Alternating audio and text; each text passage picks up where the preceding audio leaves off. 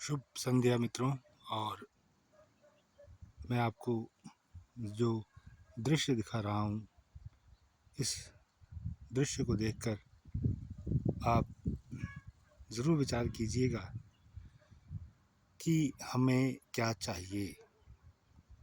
क्या धर्म ज़रूरी है, सबसे ज़रूरी है, या धर्म से पहले शिक्षा ज़रूरी है और शिक्षा से पहले स्वास्थ्य ज़रूरी है, या शिक्षा और स्वास्थ्य के साथ साथ रोज़गार ज़रूरी है।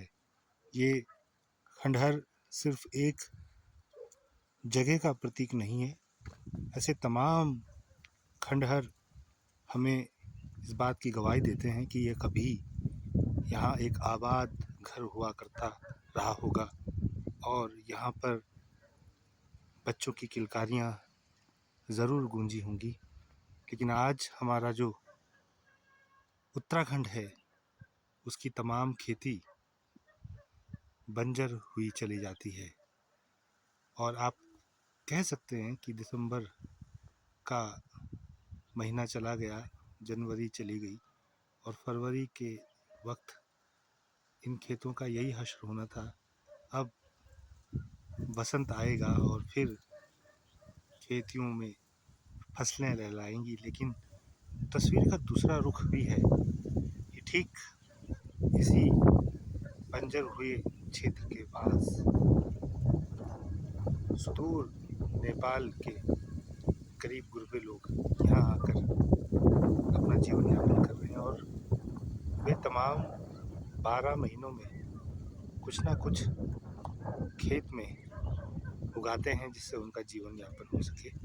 तो ये भी एक जगह है, ये भी एक इलाका है जहाँ पर आवाज़ें हैं, जहाँ पर पशुधन है और जहाँ पर खून पसीने और मजदूरी श्रम का जो महत्व है वो यहाँ पर दिखाई देता है। इन खेतों में जो काम कर रहे हमारे नेपाली भाई हैं, उनका धर्म चाहे कुछ भी हो, लेकिन उनका कर्म मेहनत है। वो जानते हैं कि अगर हाड़ तोड़ कमर तोड़ मेहनत नहीं करेंगे तो कुछ कमा नहीं पाएंगे। और ये जो सड़क है अभी फ़िलहाल कच्ची है, लेकिन ये जो सड़क है, ये सड़क अब जब गांव में पहुंच रही है, महेश चंद्र पुनेठा जी की कविता भी याद आती है कि सड़क अब पहुंची हो तुम गांव, जब सारा गांव शहर जा चुका है।